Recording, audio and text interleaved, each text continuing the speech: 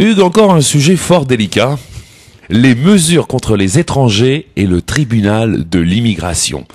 Tout à fait. Peu de gens savent que ça existe, à mon avis. Je crois que oui. Et on s'en rend compte lorsque les clients viennent nous voir. Quand ils ont un problème. Qu'ils ont un problème, effectivement. Parce que, à venir jusqu'à maintenant, si vous suivez nos chroniques, vous allez voir que c'est relativement simple, ça coule, bon, vous allez sur les sites web, et ainsi de suite. Vient un moment donné où on se retrouve en infraction à la loi. C'est quoi être en infraction à la loi de l'immigration? C'est parfois des choses bien banales. On n'a pas tout à fait dit la vérité dans son dossier. Et on l'a découvert après coup.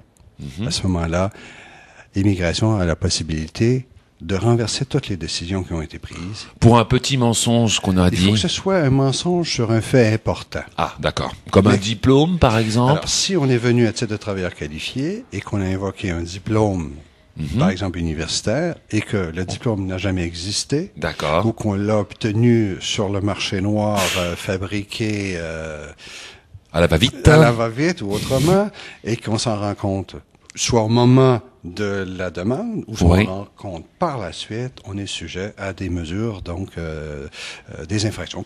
Ça constitue une infraction à la loi. Et si la personne a l'équivalence de ce diplôme? Si les documents existent véritablement, si c'est tout à fait vrai, il n'y a aucun problème. On parle de situations où les gens font de fausses représentations sur des choses importantes dans leur dossier. Les choses les plus importantes qu'on a vues d'expérience, je vous dirais, oui, ça m'est déjà arrivé que quelqu'un me soit présenté et qui, après vérification faite, le diplôme n'existait pas.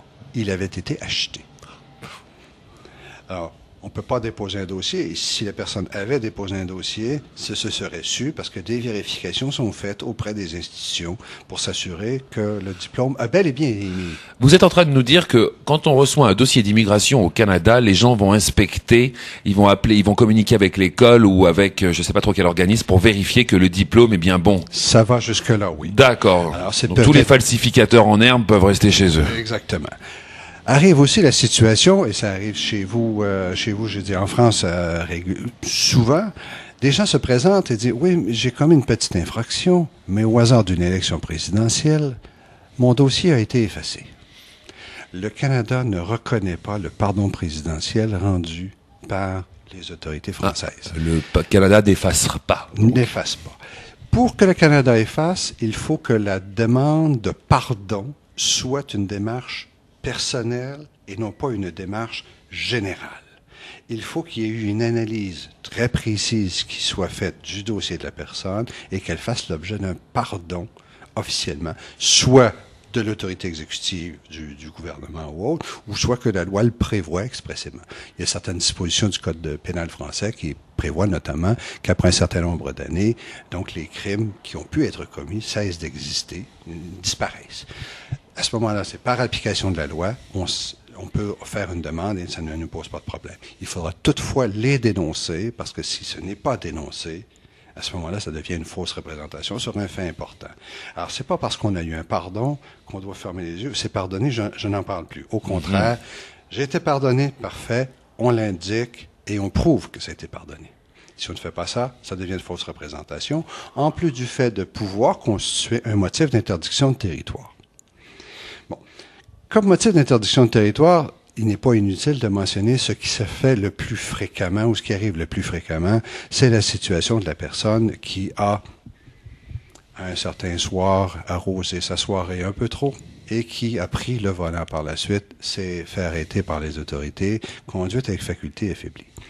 Dans certains pays du monde, c'est un peu quelque chose de banal. Dans d'autres pays du monde, c'est pas tout à fait banal. Et au Canada, ça ne l'est pas.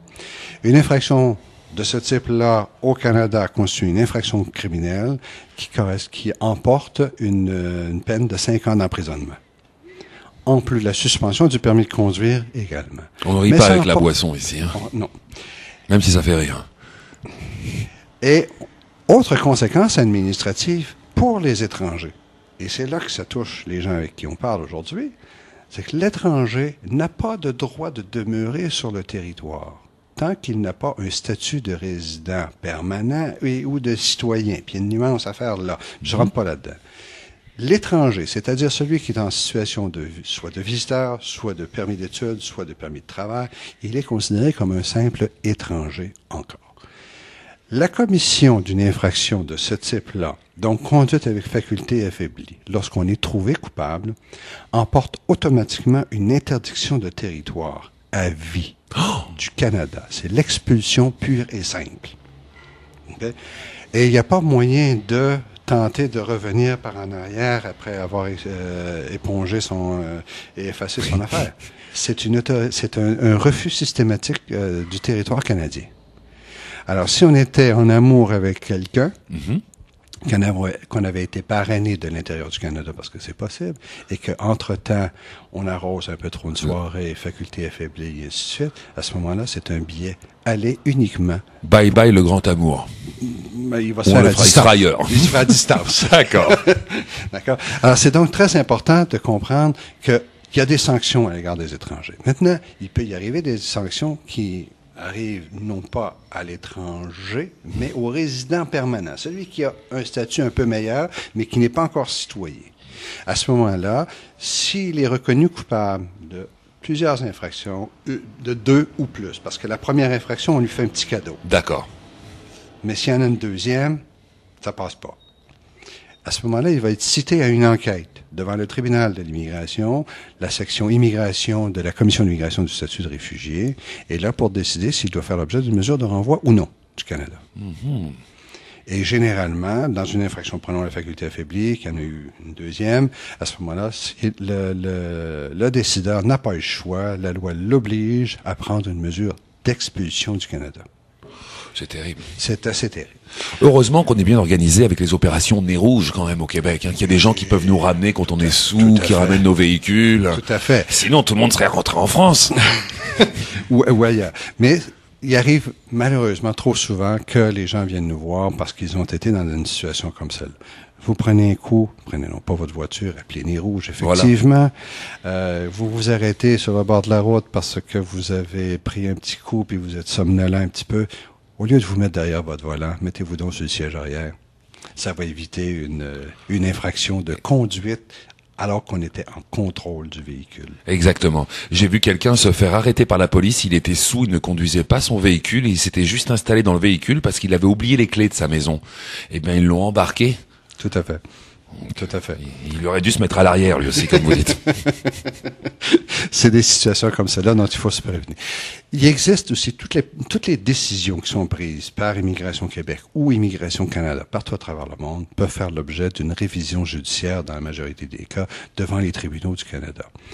C'est pas négligeable comme possibilité parce que je dois dire que nos amis les fonctionnaires font parfois des erreurs dans l'évaluation des dossiers et à ce moment-là, il faut se présenter devant un tribunal ici, faire une procédure, soit en révision judiciaire, soit en appel dans certains cas très limités, soit devant la Cour supérieure du Québec, soit devant la Cour fédérale du Canada.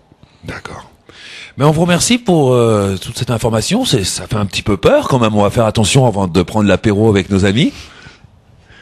Faut pas penser que ça arrive tous les jours. Non, heureusement. Mais évidemment, ceux qu'on voit sont ceux à qui c'est arrivé. Oui, et puis je sais qu'il y a quand même 5000 appareils qui ont été posés dans les automobiles pour détecter l'alcool. Hein. Donc, il y a du monde à qui ça arrive quand même. Hein. Oui, mais il y en a aussi qui ont la main un peu légère à l'égard des conjoints. Hein. Faut aussi faire attention. Ça, c'est des situations qui se présentent également très souvent. Merci beaucoup pour ces conseils judicieux et à très bientôt. Ça me fait plaisir. Au revoir. Au revoir.